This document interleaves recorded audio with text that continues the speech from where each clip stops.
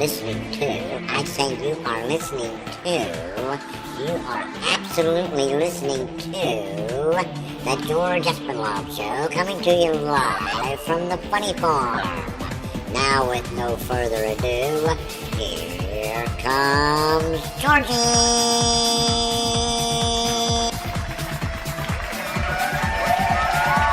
All right, thank you.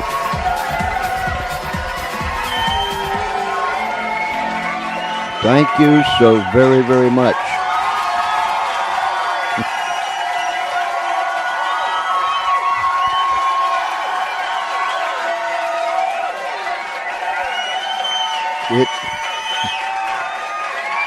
Thank you. Thank you. It doesn't matter what night it is, Monday through Friday. With each passing evening, the crowd gets more enthusiastic. I want everyone to know that down the street, around the corner, across this nation, and around the world, you're listening to the George Espinlove Show, coming to you live from the Funny Farm. Oh, these people will cheer at anything. Thank you very much.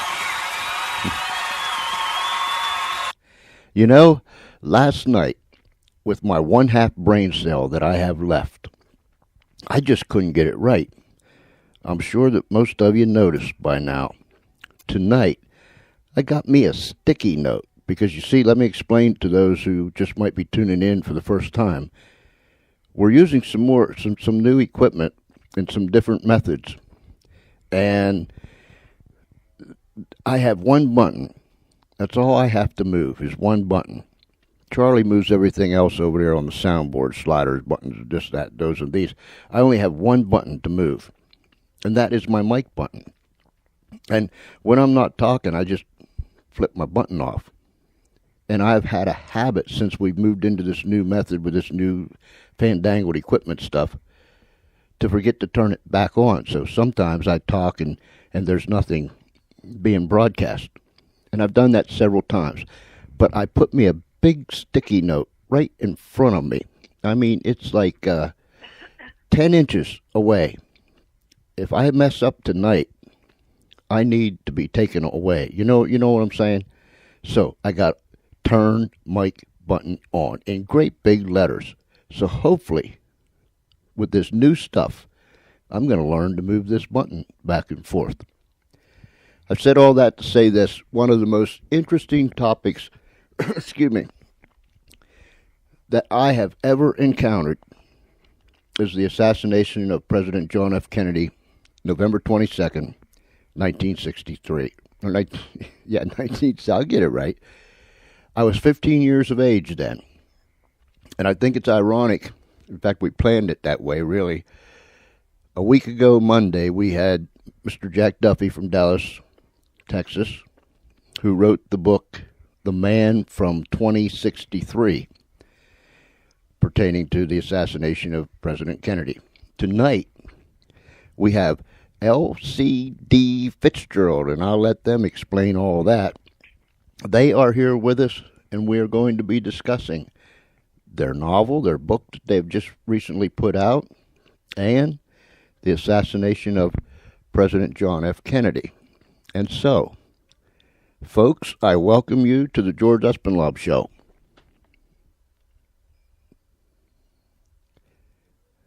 Are you there? Oh, hi, George. Okay. Would you just take a little bit of time and share with us some of your background? Yeah, I'll get it right. Background and so on and so forth. Some of our background? Uh-huh. Sure.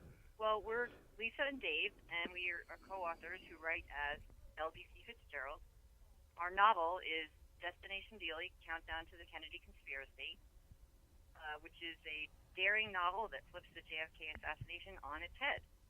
It's a blend of fact and fiction. It's a story that opens in a world where KGB snipers botched the assassination of John F. Kennedy in Dealey Plaza 50 years ago, killing his wife Jackie instead. the heinous crime enrages Americans and triggers an ongoing war with Russia. In present day, the two superpowers are hell-bent on annihilating each other, and the world teeters on the brink of Armageddon. A team of outlaws time travels back to 1963 to fix history. To save the future, they must right the wrongs of the past. But their plans may go awry.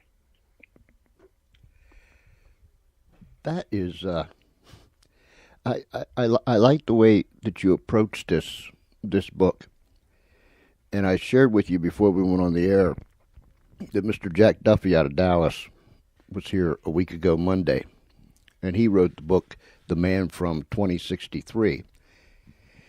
He used an approach of a time machine, similar, but he used an approach of a time machine where a man went back, and then he took all the facts of the Kennedy assassination, and it was just like you was reading the actual facts itself, and then he brought it to a close. You guys did something similar, didn't you? Right. Well, we start in an alternate universe where everything went awry and Jackie was killed instead of Kennedy, but it makes for a much different reality in present day. Our book starts in 2013, and the U.S. is in a police state, and we're at a war with Russia. So we started in a very bad place, and we had a high motivation for our characters to want to go back in time and fix that and make sure that these wars with Russia never happen. When I was reading, and I first started reading it, I thought, wow, I know this part's fiction, but there's a possibility this could become a reality. Did you ever think of that when you was writing this? Yeah, we did. We actually started a while ago with this, and we definitely thought that our alternate universe could have easily become a reality, especially if something had gone horribly wrong in Dallas in '63. Because you can imagine how upset the public would have been if Jackie were killed instead. Yeah. Right, and if Russia were implicated. Yeah. Things could have really got messy. Like I told you, I was 15 years of age. I was a sophomore in high school when this happened. And where were you when you found out? I was sitting in English class in the second row behind a guy by the name of Larry Edwards. There was a girl to my right, a guy to my left, and a girl that sat behind me.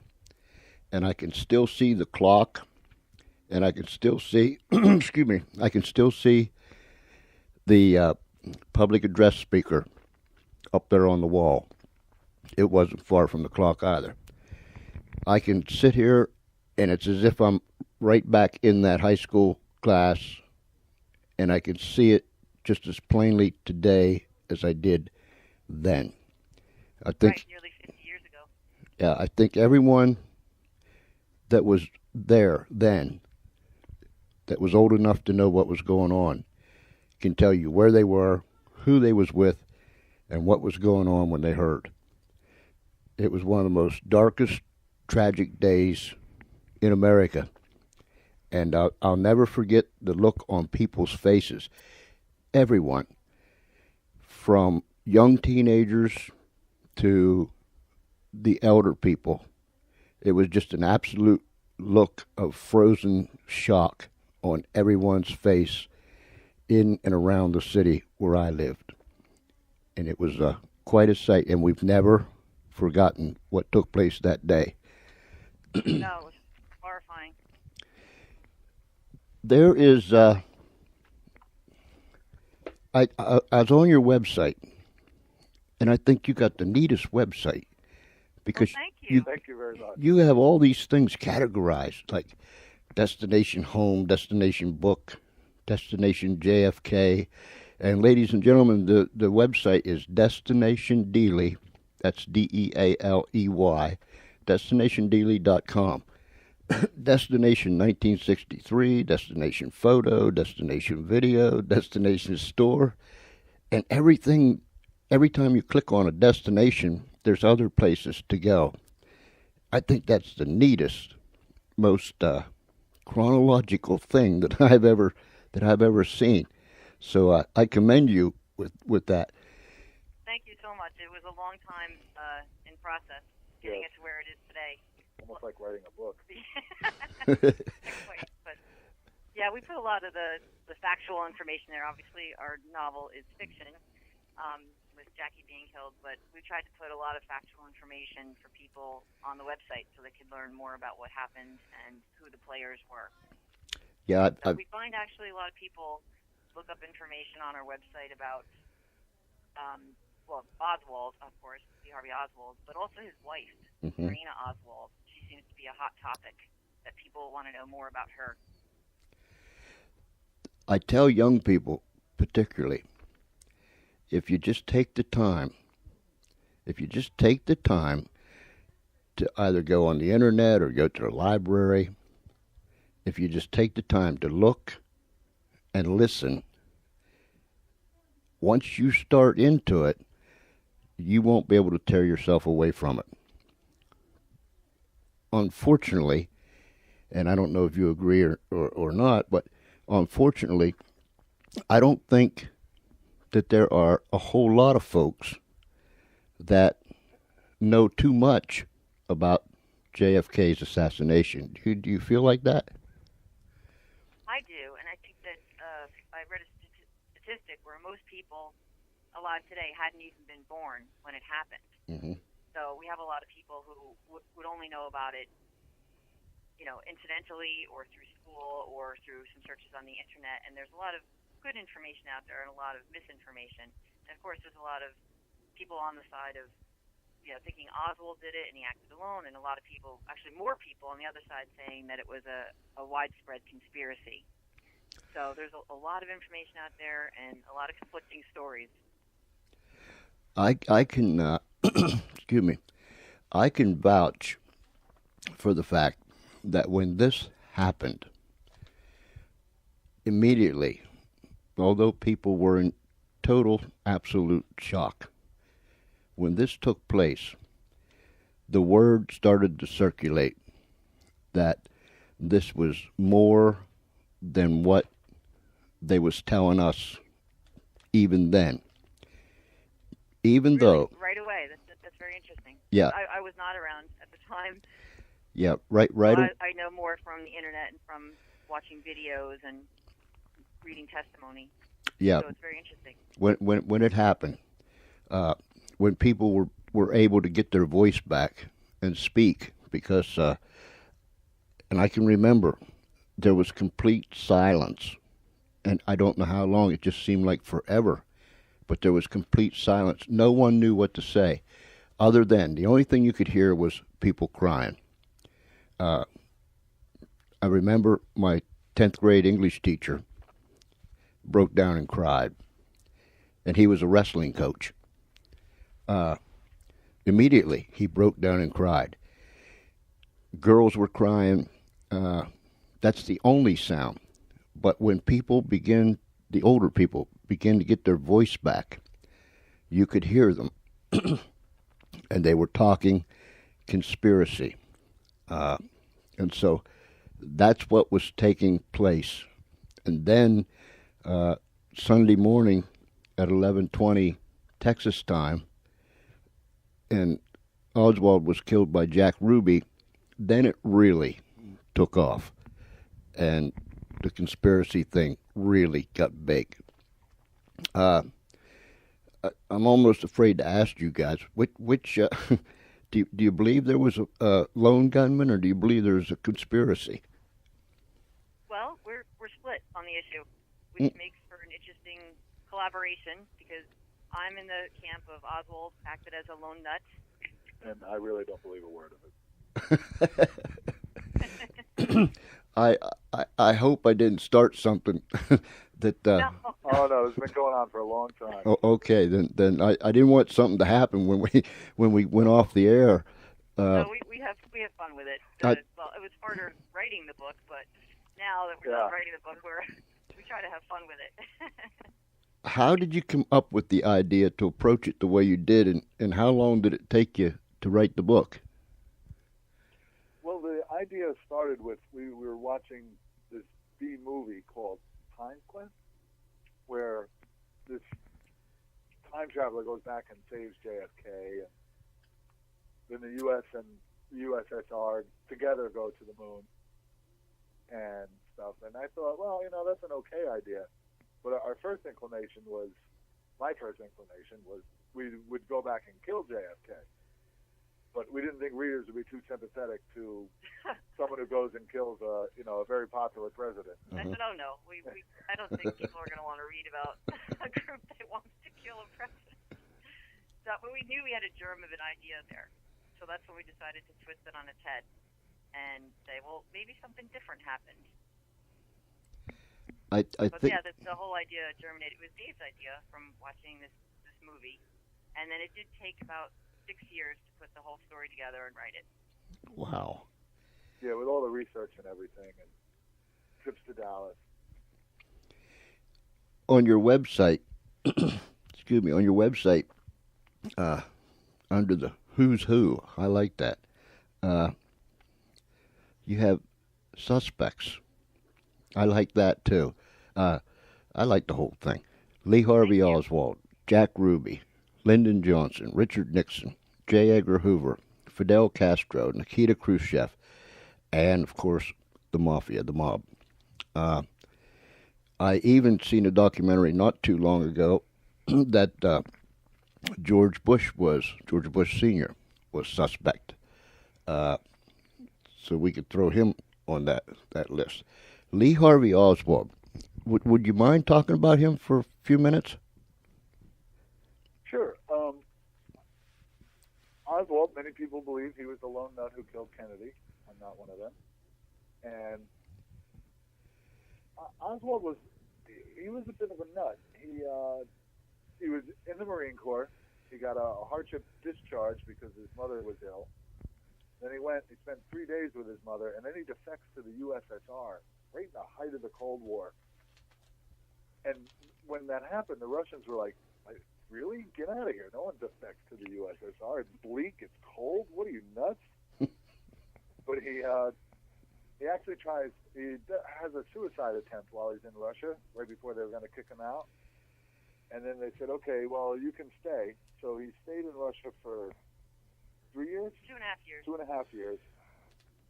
And he had a good job, and he had decent pay, and he marries a Russian woman, Marina.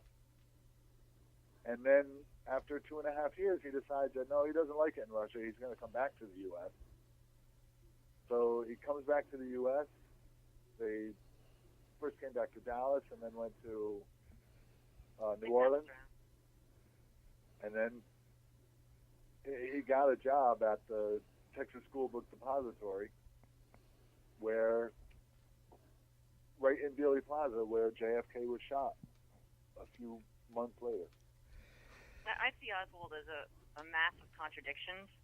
He's someone who really believes in Marxism. He's a self-declared Marxist, yet he joins the Marines in the U.S., and he's not really smart enough to hold down jobs. He has sort of menial jobs, but he, on his own, teaches himself to speak and read Russian while he was in the service. But then he's a person who can do that, but he never really learned the skill of driving a car. So he's kind of this mass of contradictions, and I also personally believe that he had a strong desire to be famous or infamous. You can see in a lot of his writing about his desire to be interviewed with the press, so much so that when he returned from Russia, that he crafted a list of questions from the media because he expected a press conference on his return. Actually, two lists of questions, two lists of answers. One were honest answers, and the other set were sort of trumped up answers to make himself sound better. And he just wanted some kind of notoriety, and that's my feeling of why he played a part in this whole in the assassination, or actually, I think, killed the president. I think the problem with that theory that a lot of people have, and I know I'm in the minority here, believing that Oswald did it, that it's hard for people to believe that this wacko, this weirdo who defected to Russia, this human zero, could take out the U.S. president. It's hard to fathom. Didn't you guys write a book, Lee Harvey Oswald's Words? Thank you so much for bringing that up. Yes, we just published that a couple weeks ago. We put together a compendium of all of his writings because it was so fascinating. He wrote a lot throughout his time before Russia and in Russia. There are letters and there are documents, and he kept a diary of his time in Russia, and he wrote an entire a little manuscript on what life was like in Russia. It's just fascinating. So we put it together in chronological order and put some commentary on it and tried to get into the heart of who he was and what he was thinking wherever possible, and put it together in an ebook, which is available on Amazon under the same author name, LDC Fitzgerald. That one's only 99 cents. Yeah, and when we get off the air tonight, excuse me, and I get all my other stuff done, I'm going to get that. Great. Thank you. It's Lee Harvey Oswald's Words. Lee Harvey Oswald's Words. And the subtitle is Ramblings of John F. Kennedy's Accused Assassin. And people can get both of these books at Amazon, correct? Correct. Okay. It's on Kindle at Amazon, as well as we have a paperback and a hardcover. Yeah, Get on Amazon and on Barnes & Noble. I'm a real Kindle nut. Most people will tell you I'm just a nut. But anyways, I have always wondered about Oswald for the simple reason that, you know, he's pictured as a misfit, a loner, a basket case, but yet, like you said, here's a guy that supposedly taught himself how to speak and read Russian. Your ordinary, everyday Joe just doesn't do that, much less someone that's described like Oswald. Do you think, or do you either one of you think, that he was recruited when he was in Japan by the CIA, and that's where he learned the Russian and the whole gig, and he ended up in the Soviet Union? Do either one of you think that? Well, I'm not sure if he was really recruited or he was just a great pick because he was a loner and a bit of a nut and a self-proclaimed Marxist. The CIA might not have recruited him, but just noticed him and said, "Oh, this guy's perfect. If we ever need a fall guy for something, he's our man." Mm-hmm. You know, if you look hard enough, you can find a nut. You know, any excuse. Yeah, there's at least. I'd say though, from his writings, you can see the tenacity that he had and the sheer determination to defect to Russia, and he wanted to be there, and he thought things were to be better, and he believed in Marxism, and then sort of to the point of slashing his wrist when they weren't going to let him in. And then when he gets there and lives for a while and realizes how drab and dreary the life really is, even though he's living slightly better than the comrades around him, and he gets so disillusioned. And then even after he returns to the U.S., he has another plan to defect to Cuba. He's going to try again. And another thing I think is fascinating is that he writes about communism versus capitalism and the flaws of each. He thinks neither one, in the end, he thinks neither one's a perfect system. And he tries to devise his own utopian system that he calls the Athean system, which is just fascinating. So he's really thinking hard about this and the life, and he was just so determined to go there and was just so disillusioned when things didn't work out as well as he thought they would. You guys are so neat. Thank you. Yeah, for lack of a better word, you guys are just so neat. Look, if you could picture a little kid sitting at your feet, looking up at you and listening while being told a story, that's me when it comes to stuff like this. I could, I could sit at your feet, look up at you, and sit there spellbound as long as you told me the story. You guys are just neat. Thank you. When I think about Oswald, and I'll never forget Sunday morning, we had just come back from church, and we only had, I think we only had 2 channels then. But anyhow, When we walked into the living room, Dad turned the television on, and it showed the crowd in the bottom of the police station where they were going to move him from the city jail to the county jail. It showed the photographers and the plainclothesmen and the police officers and so on, so everybody. And this was the first time that America ever saw anything happen live. And we were standing in the living room, and all of a sudden, as the announcer was talking and saying what was going on and stuff, and we was watching, this man stepped into the crowd, and you heard 2 shots. And then all of a sudden, someone shouted, Oswald had been shot. From that moment on, and I'd listened to the conspiracy things really take off before that. But when that happened, that 15-year-old kid that was standing in the living room in Altoona, Pennsylvania, and saw what happened, it dawned on me. This is for real. And I never heard the phrase before, but in my mind I thought, dead people can't say anything. And that's what has always fascinated me about Oswald. I don't know if he was portrayed to be the loner, the nut, the basket case, if he was portrayed by the CIA to be that way, or he was really that way. I wrote a quote down that his mother had said, Lee Harvey Oswald, my son, even after his death, has done more for his country than any other living human being. Could you guys help me out and tell me why she said that or what she meant? Well, I personally think that she was a bit delusional, and she convinced herself that her son was part of something broader and was working with the government, and she even said as much. I think that's probably a mother trying to cope with the fact that her son has been accused of assassinating the president and then was, tragically gunned down himself. But, go ahead. I think she may have known something, but she never really articulated exactly what she knew or how she knew it. She claimed to have letters. She claimed to have letters, but we never saw them. I don't know what happened. They were disposed of, with or without her knowledge. And I really think that she knew something, but we just have no opportunity to ever find out what exactly she did know.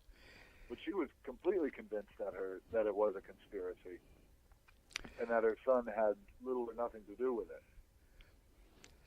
That he was just set up. I asked Mr. Duffy this. I'm going to ask you guys this. When you researched this over the years and drilled down real deep and found out what you found out, were there times that you felt like jumping right out of your skin? Because the answer's there somewhere. But have you ever felt like you were so close, if you could just kick over another stone? Have you ever felt that way? Am I making any sense? Oh, yeah, absolutely, I have. I mean, you read the Warren Commission and all the 20-something volumes of testimony. He's rolling his eyes, by the way. Well, Yeah, me too. And what is there and what isn't there.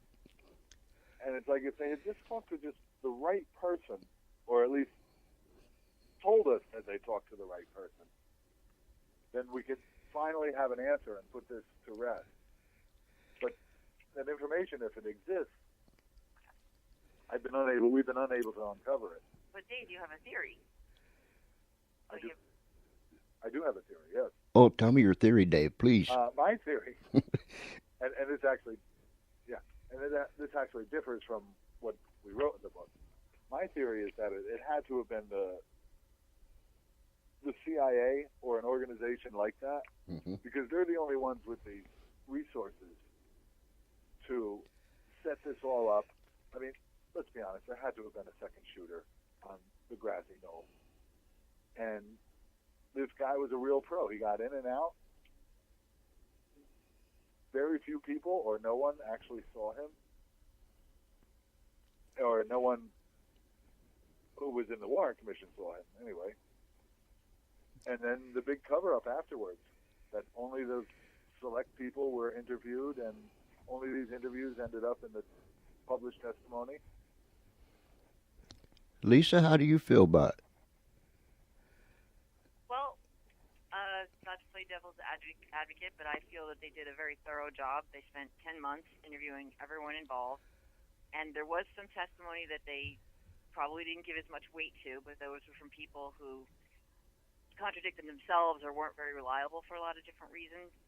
And I think that the core problems, there's a few core problems with believing in Oswald as the lone nut. First, you have to get over the fact that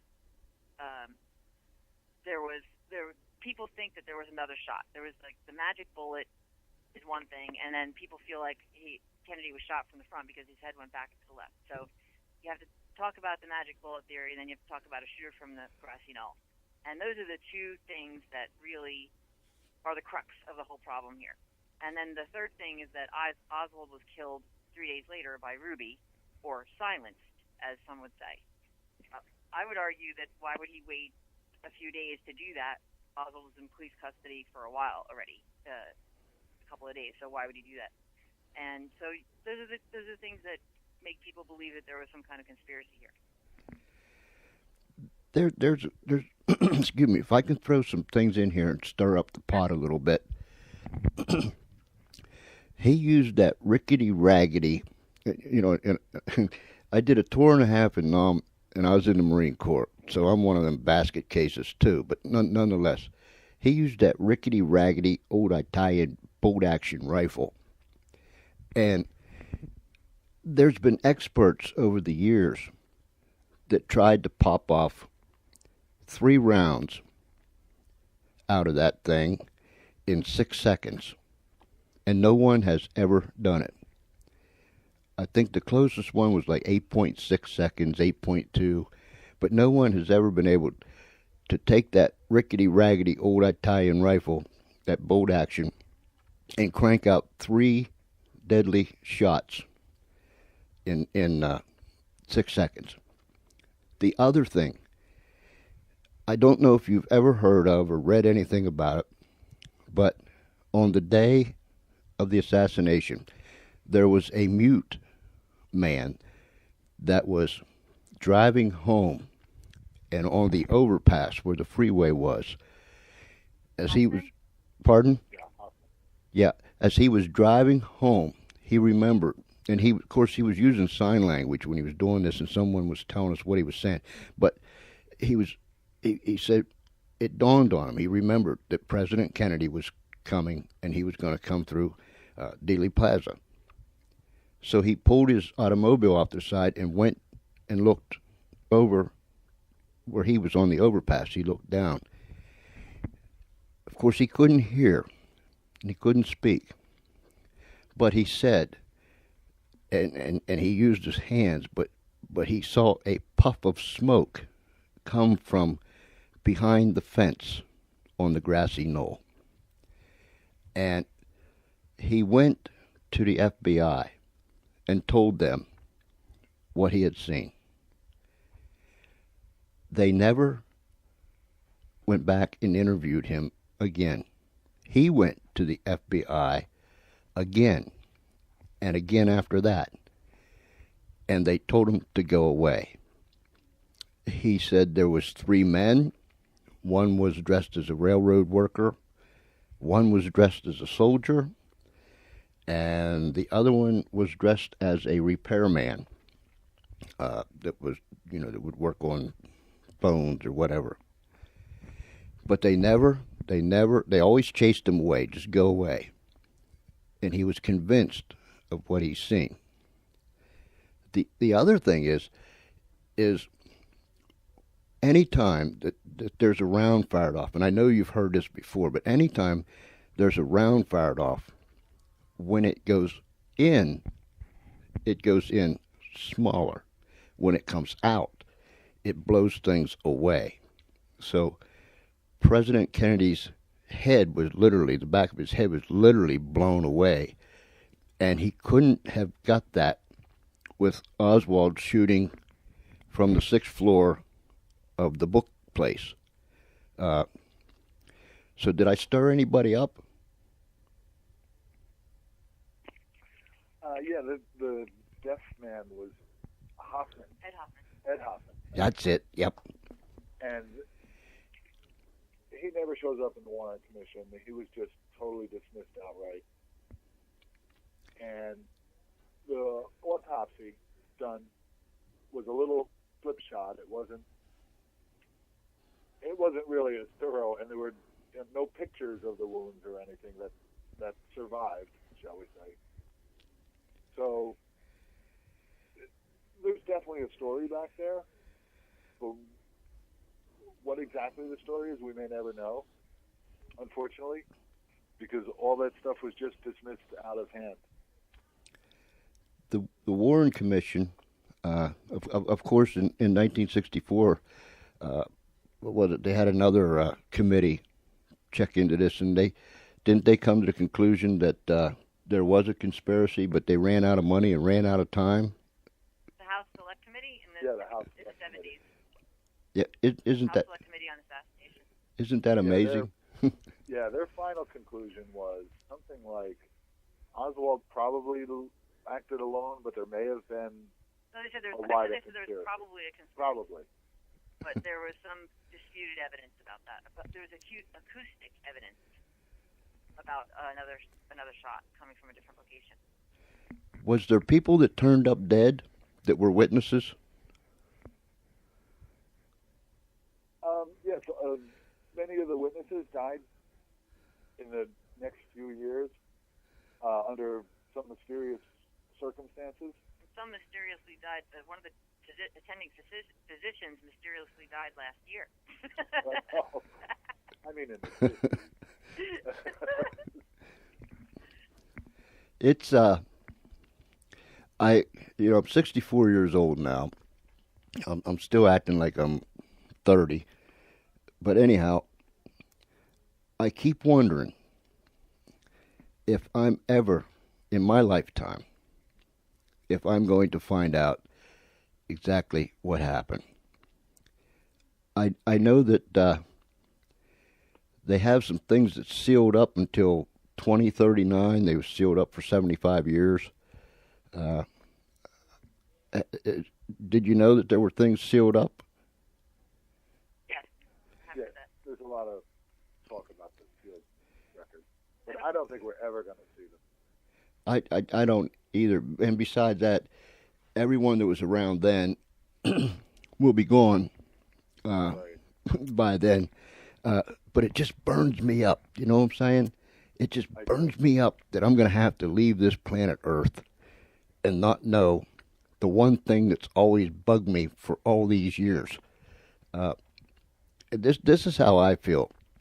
You would think that it'll be 50 years next year.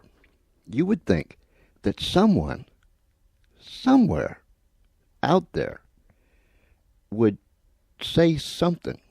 Now, I heard E. Howard Hunt say on his deathbed that he was involved and blah, blah, blah, blah, blah. But you would think there would be a bombshell, wouldn't you, that just kind of fell out of nowhere with all this time that's passed? I would think that somebody would talk. Like you said, at least on a deathbed confession. But if someone comes up with a conspiracy theory, I want to hear something that hangs together and that makes sense. Because a lot of the ones that stop rolling your eyes. A lot of the ones that I read about on the internet and in books and everything, they're kind of far-reaching and allude to, well, this is suspicious and that's suspicious, but no one ever ties it together and says A to B to C, and this is what happened. Yeah, which we actually do in our novel. So, but in real life, there's not enough to put it together.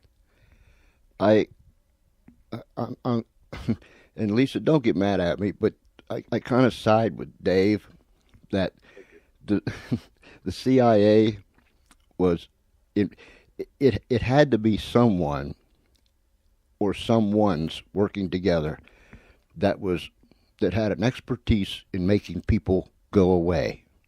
I don't mean just go away. I mean like go away for good, like you're just gone.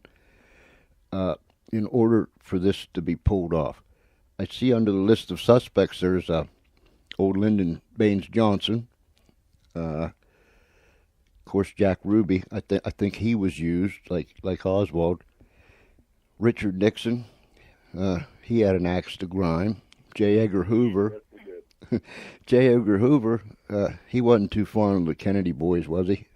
No. No, he wasn't. Fidel Castro. I've always been a little iffy about him. Nikita Khrushchev. I don't know. After Kennedy backed him down in Cuba, I don't know if he wanted any of that right then. Anyhow, the mob, yeah, they had an axe to grind with Papa Kennedy. Bobby, yeah. Yeah, and Bobby.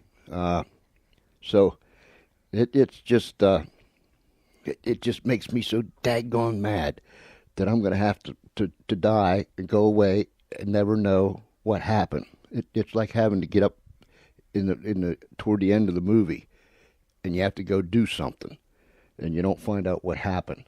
But that's why I like to read books like you guys read. At least it's got an ending to it. You know what I mean? Exactly. We don't leave you hanging. It when I first started it, like chapter 1 and them gals was getting into that thingy, that chamber thingy, and they're going to make their breakout. I was thinking, whoa. And it took me a little while because I had to go back and read the very first sentences again so I could get my mind right, which very seldom it is. But I had to get the picture going in my head. Once they got launched out of there, I caught on pretty quick, and then you had my undivided attention, and it was just it was a super trip. I'm telling you, it was a super trip. You guys did a fine job on that book. Thank you. Thank you very much. We worked very hard. We put our heart and soul into it, really. We wanted to make it fun and entertaining. As well as believable. Was there this probably get me into doghouse, but was there times that you two just didn't see eye to eye on a certain way to approach something? About 6 years worth. Yeah, all the time. And it wasn't just because of the differing opinions on the conspiracy. I mean, just some of the story, the fictional story points too. It was difficult to write as a team. But we didn't really proceed with anything until we were both in total agreement. Right. Well, I see that no one was injured or killed in the process. Maybe injured, but no one lost their life over it. Minor injuries. Nothing permanent. Yeah, minor injuries. You guys use gloves. Yeah. But anyhow, I find it very, very interesting. Ladies and gentlemen, go to Destination Dealey. That's Destination Dealey, DEALEY.com. And there's a fantastic website. And you can read all about stuff, about the book, assassination, people, videos. You guys got some cool videos that you put on there, too. I took some of them off and shared them with people on Facebook this afternoon, too. So it's just it's just a subject that captivates me. Now, you see, after I had Jack Duffy on here a week or so ago, I had read his book prior to him coming on. And I wasn't right after that because all my head was thinking about was the assassination. And it just about got cleared up when I opened up your book. And so for the last 2 weeks, the only thing I've had on my mind is the JFK assassination and the conspiracy and all those other things. So even my wife has said, "Where's your head?" She's asked me that for 45 years now, but where's your head at? And I said, "Man, I'm into this JFK stuff." And she said, "Whoa, there we go again." So it's you guys' fault. If you wouldn't have wrote such a good book, I'd have had my head cleared by now. But I'm sure glad you did write a good book. Thank you. I'm in the same position. I feel like I'm stuck in 1963. Probably more familiar with the 1960 presidential debates than I am with the one that just happened. You know what? If you're going to stay stuck there, Lisa, please find me an answer. I would love to. Oh, my goodness gracious. I just, oh. You sound like you have a physical ache that you need to... Yes. Needs to be relieved. Yeah. You see, the thing that really gets me, and I already mentioned this to you, is this Oswald guy.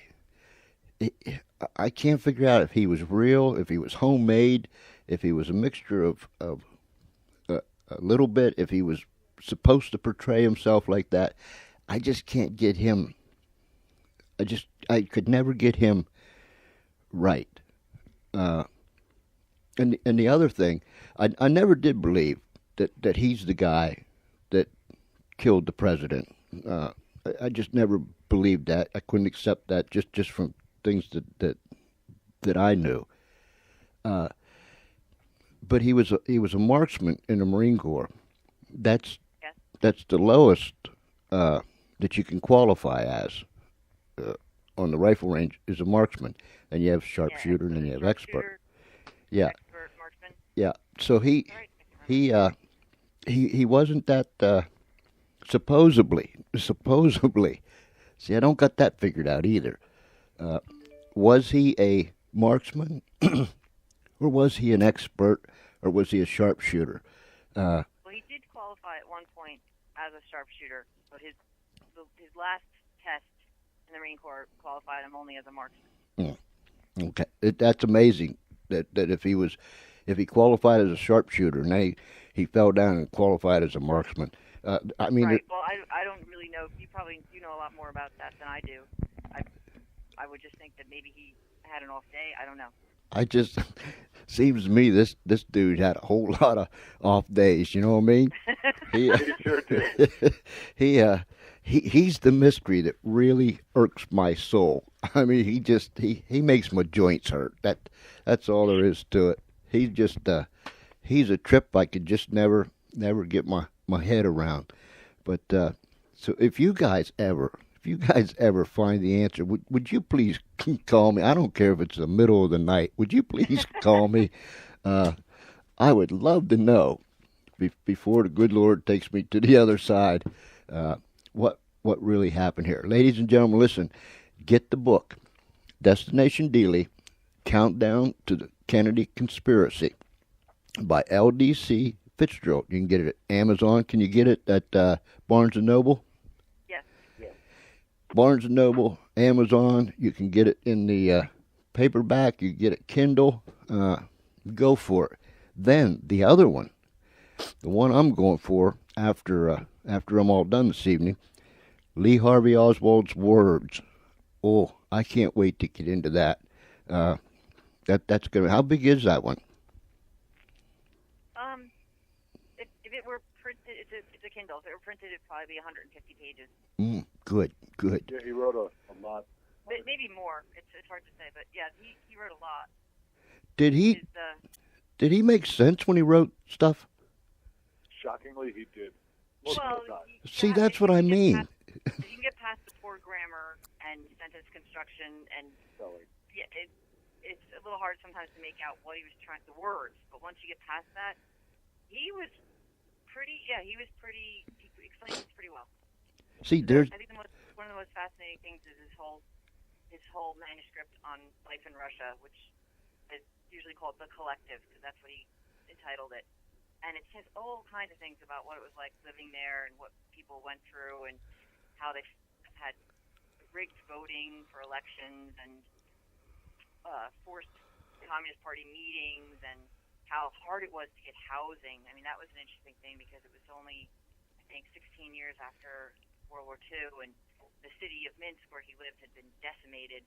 So people couldn't get housing. They were living on top of each other. So the fact that he got an apartment was really unbelievable. They treated him pretty well there.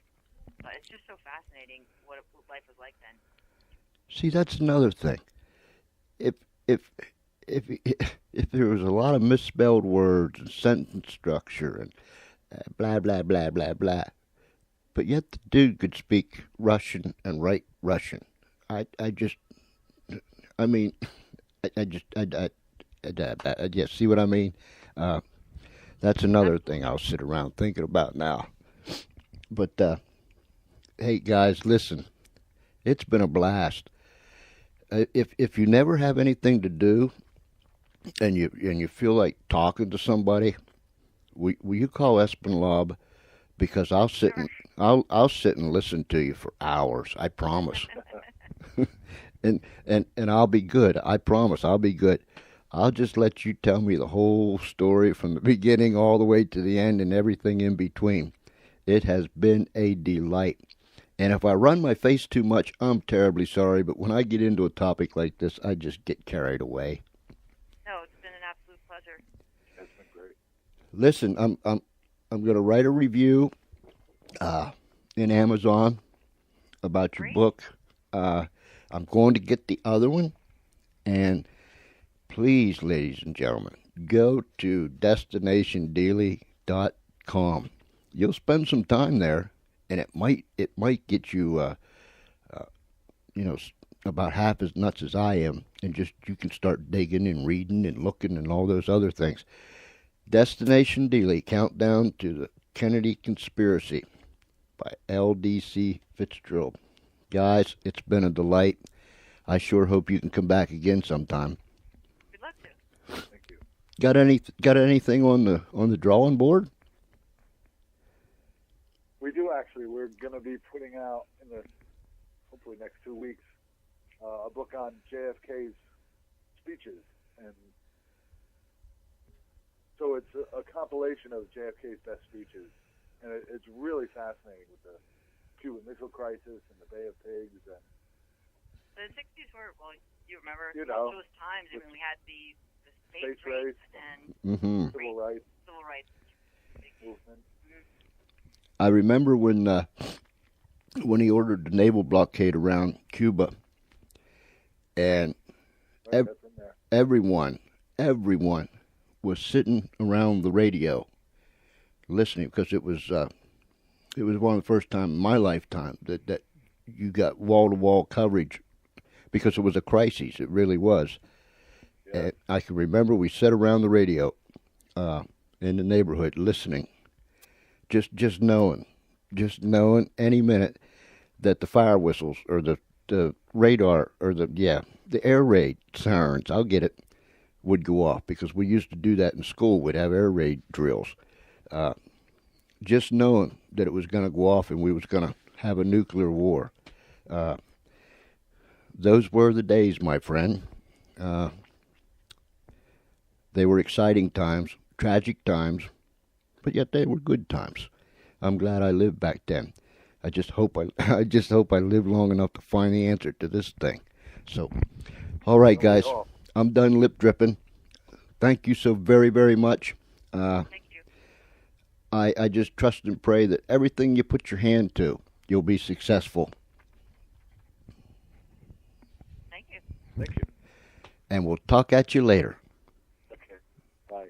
Thank you, guys. Wow. Tremendous. That just gets me going. I'm not fit to be around now, but when am I? Anyhow, something so far so good tonight. I keep looking at my little note up there. Make sure you turn the mic on if you turn it off, and blah blah blah blah blah. Wow, man, I'm out of breath just talking about that. I get so excited.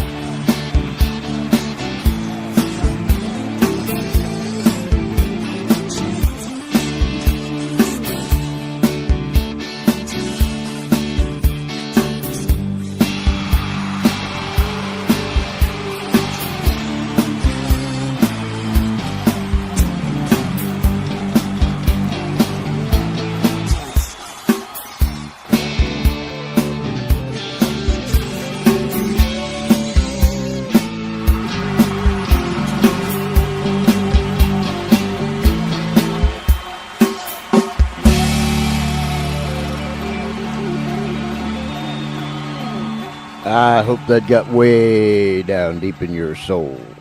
That's where I hope it got. Oh boy, that ought to set your feet a tapping, your fingers snapping, your head bobbing, and your booty shaking. That's what that kind of music does to you.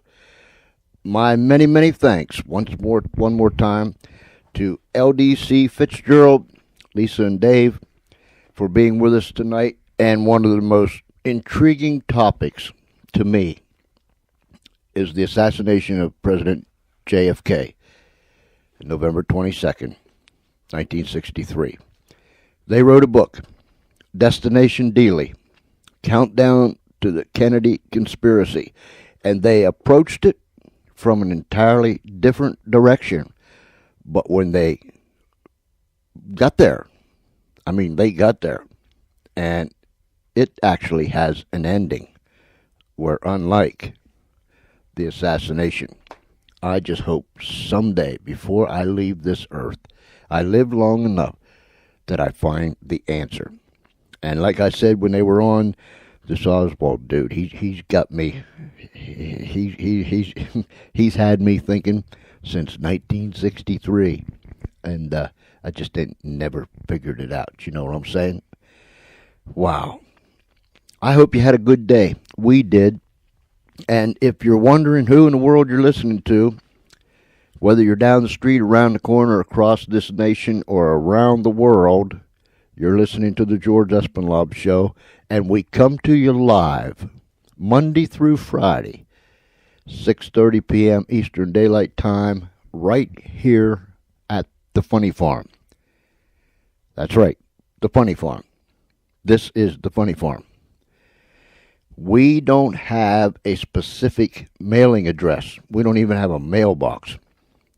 This is what we call our world. We live here.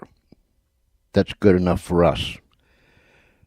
And we always tell people it's safer in our world than it is in yours. So we want you to come on in. Many have come in. Few have left. But they have decided to stay on their own. We haven't twisted their arm. We haven't done anything to hold them hostage. They come in. They like it here. They find themselves. And so they stay. And they become a full-fledged loon. The other thing I want you to do is become a member of the Raisin Nation. That's right, the Raisin Nation. We have friends in Italy, in the UK, across the nation, and right here at the radio studio that we eat raisins all the time. Raisins are good for you, so become a member of the Raisin Nation. Look, it doesn't get any better than this. You become a full-fledged loon, and you become a member of the Raisin Nation. Think about it. Where else can you do that? Here's something to get you moving a little bit. Since I saw you, you left me crying, sad and blue. But I dealt with all your lies, and I've dated other guys, but have I got it over you? The way you smirk, then laugh with your eyes. Babe, only you could give me butterflies. You take me out and say, be mine forever and a day. Oh, have I got it over you? Why am I so foolish? I can't see the truth. You just kept me going, but it ain't through. You got me wrapped around your finger tight. Baby, it's because of you, I see you call now for the third time. Just let me be, boy, get out of my mind. You make me feel so weak, can't eat, drink, or sleep. Oh, have I got it over you? Why am I so foolish? I can't see the truth. You just kept me going, but it ain't through. You got me wrapped around your finger tight. Baby, it's because of you.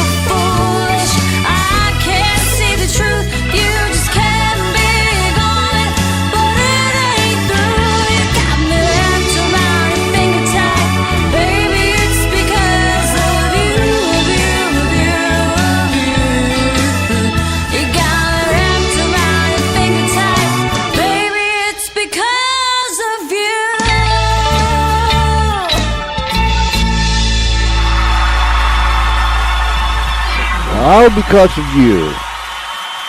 Yep. All because of you.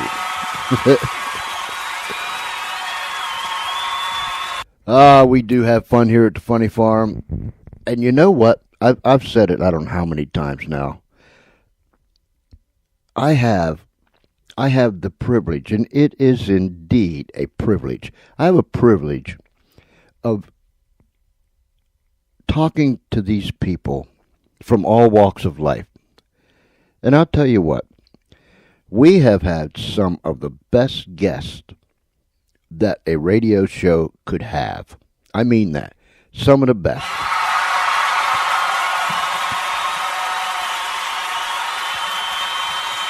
We have, it's been fun. It's been a delight. It's been a real privilege to be able to sit night after night and talk to men and women from all walks of life. Authors. Last night we had Celeste Thorson on, actress, model, playwright, director, producer. Man, she does the whole gig. We've had crusaders on. We've had ministers on. We've had lawyers, doctors. Oh, and for you that listen all the time, keep on listening and tell people about it, because we have got some people lined up. You know, someday I'm going to do a whole week in November. I'm going to do someday, maybe next year, if I'm still around. I'm going to do a whole week of nothing but men and women that has written books and done things that pertain to the President Kennedy's assassination back in 1963. But anyhow, this is the 7th of November. Let's hit the magic button and see who we have tomorrow night. Oh, we have Mr. Robert Reinland. You know me and last names. I'm probably messing that and all up. But anyhow,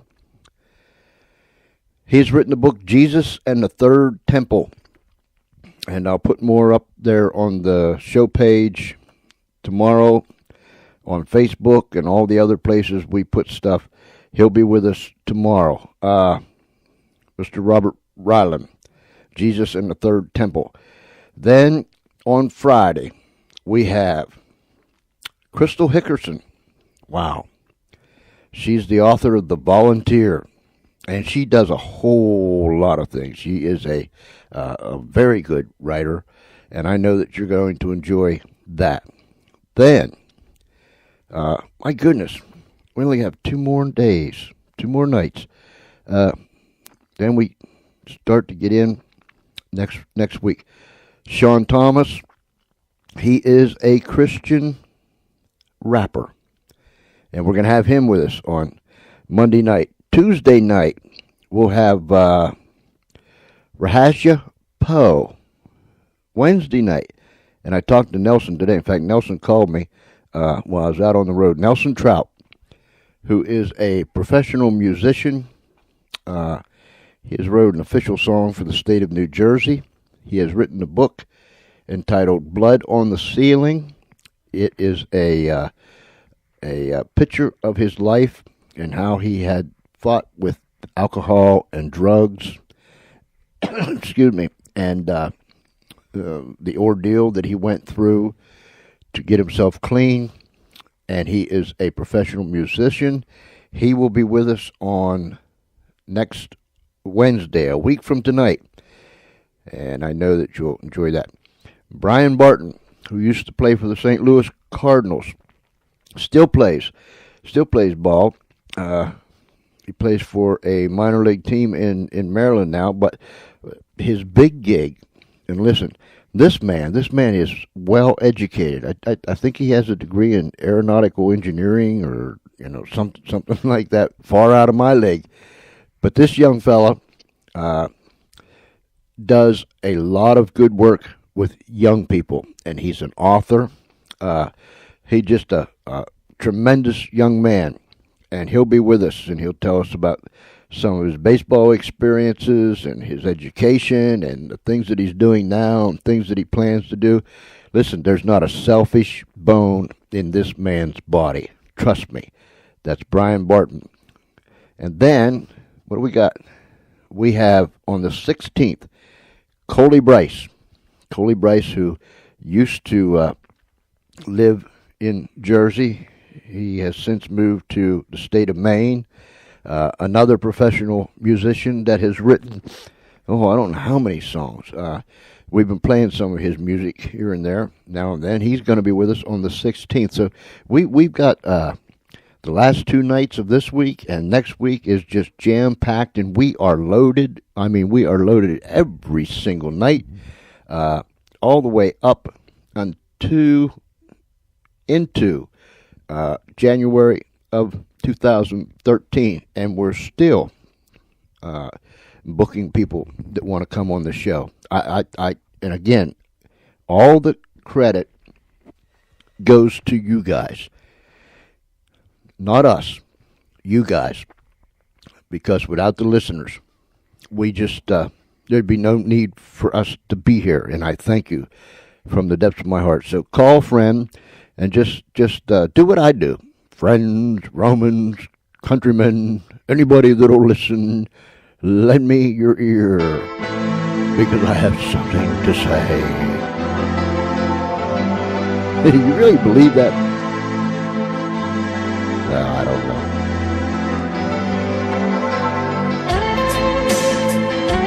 This is so cool.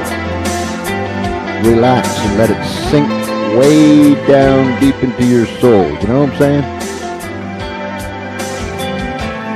There's a feeling deep down inside, growing hunger that you can't hide.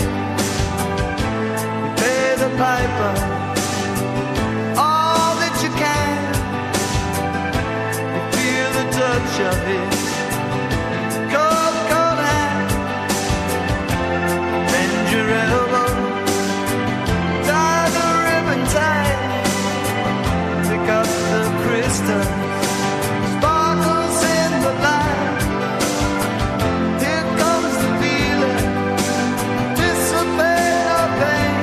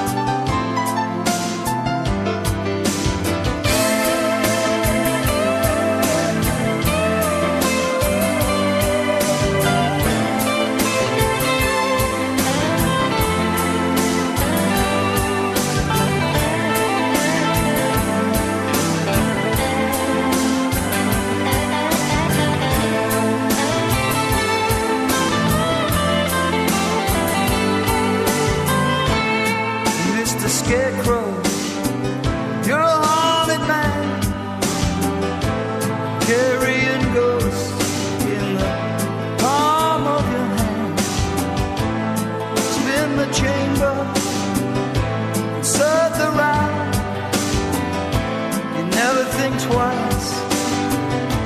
Fast going down, bend your elbow, tie the ribbon tight, pick up the crystal, sparkles in the light. Here comes the feeling, dissipate no pain. Check the adrenaline, right into your veins. Lord and fire, gonna get higher. Lord and fire.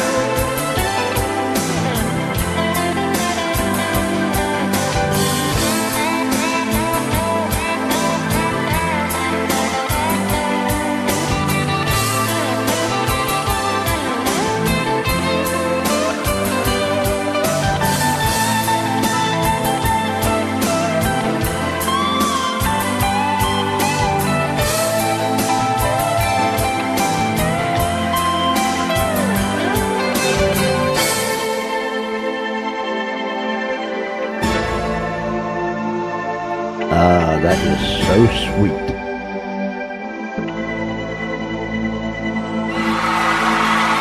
Yes, it is. So sweet.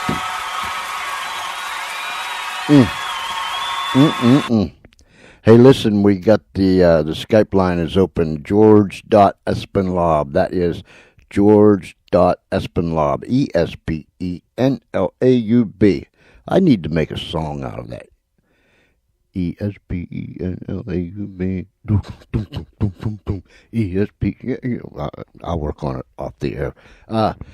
Where was I? Yeah, the Skype line is open. George.Espenlaub. Espenlaub. I'll tell you what, we might not make sense around here most of the time, but we sure do have fun. And that's what it's all about. If you can't laugh, and especially if you can't laugh at yourself, dudette, you got yourself a real problem. Hey, I'd like to hear from you. Email me at George, George C.E., that's that one-half brain cell again, George C.E. at Comcast.net. George C.E. at Comcast.net. Email me. I want to hear from you. Listen, will take a while. You got to appreciate things like this.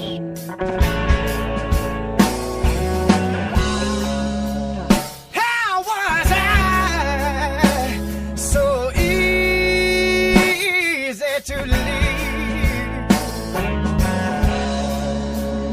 I gave you what you asked of me. Oh, but you left me, baby.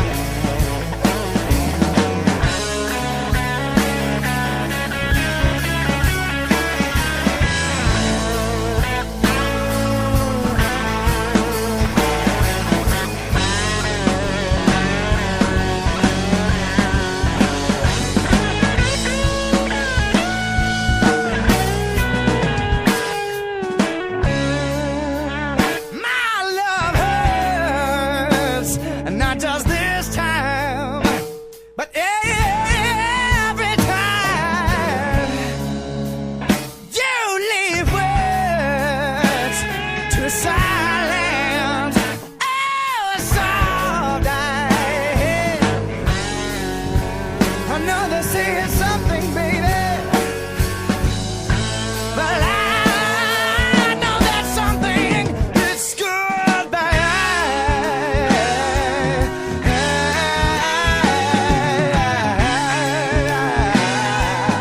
Oh, yeah. Goodbye, baby.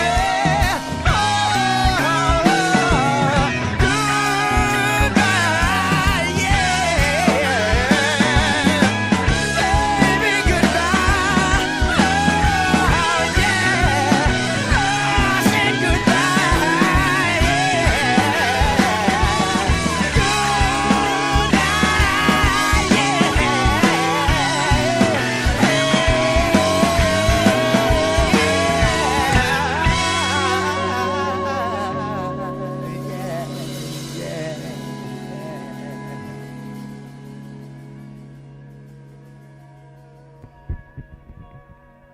Do you think she was saying goodbye?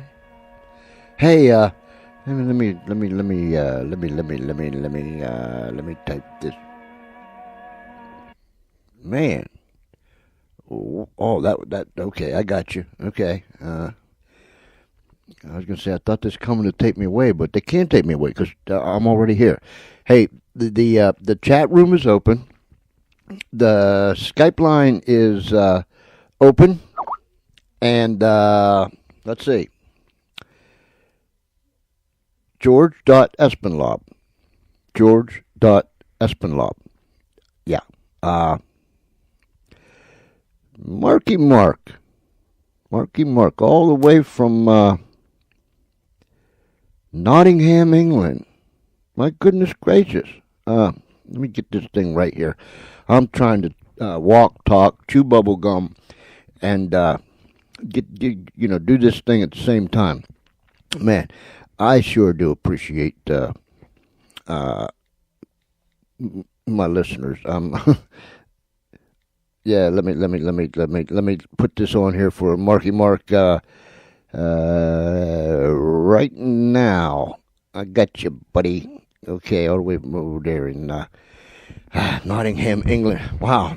Okay, email me, georgece@comcast.net. One more time. Go to this website, Destination Dealey. That's Dealey. Destination Dealey, like Dealey Plaza.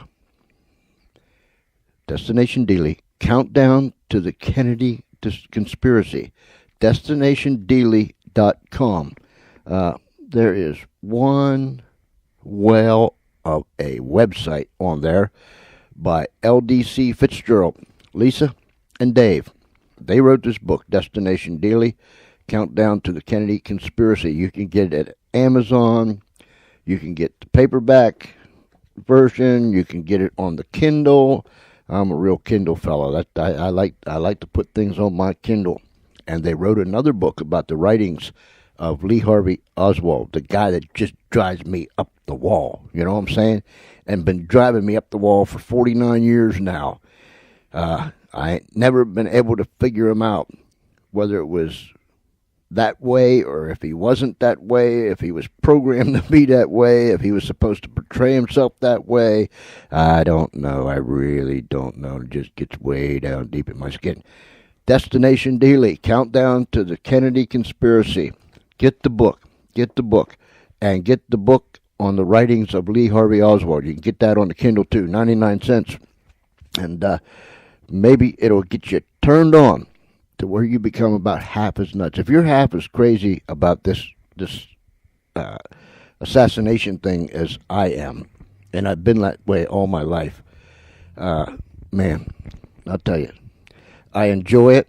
I keep looking to read something that'll give me the answer, someone that'll stand and say, I have the answer here. But as of yet, I haven't heard any such thing, so I don't know. What do you think, Charlie? That's all you ever do to me. Yeah. That's all. Hey, oh boy, oh boy, oh boy. Where am I going with this? Man, our time is just flying away. What do you want to do? Okay.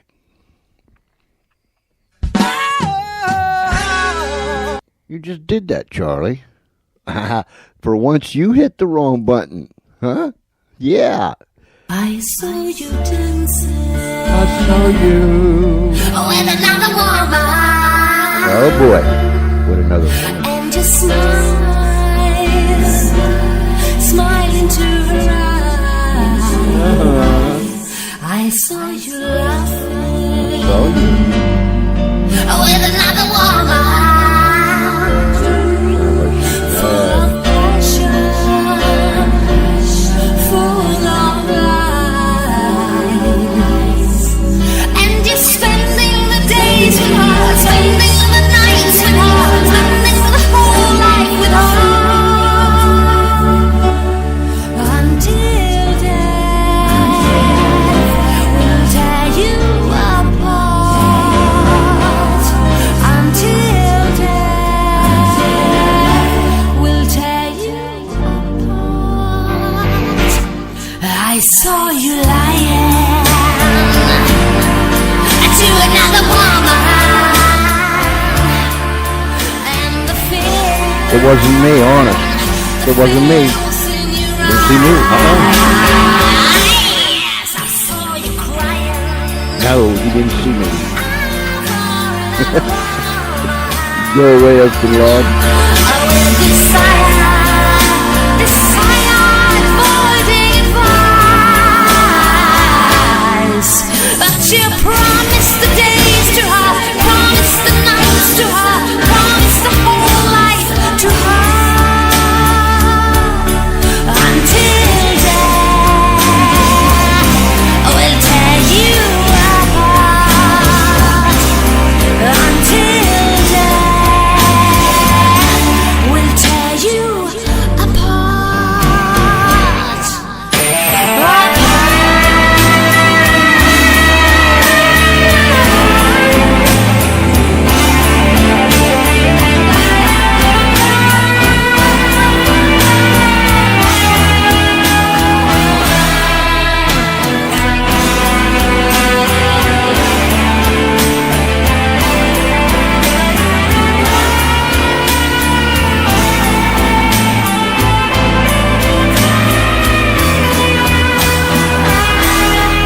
So I'm spending my days alone, spending my nights alone, spending my whole life alone, waiting for death to tear you apart, waiting for death to tear you apart.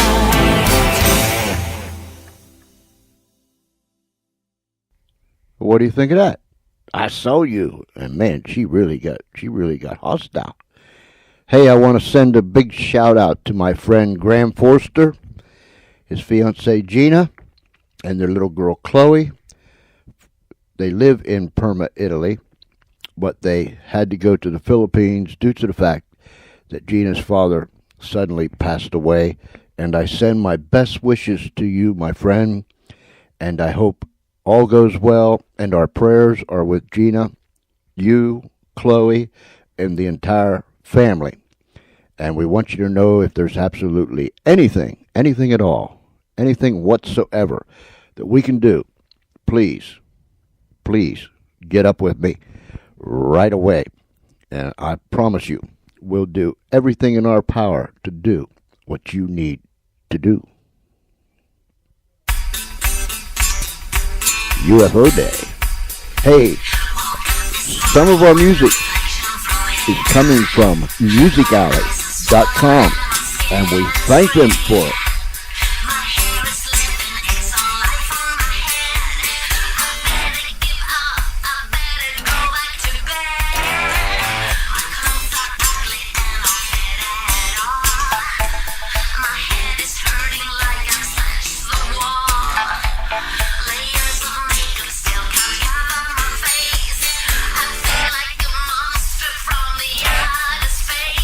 UFO day,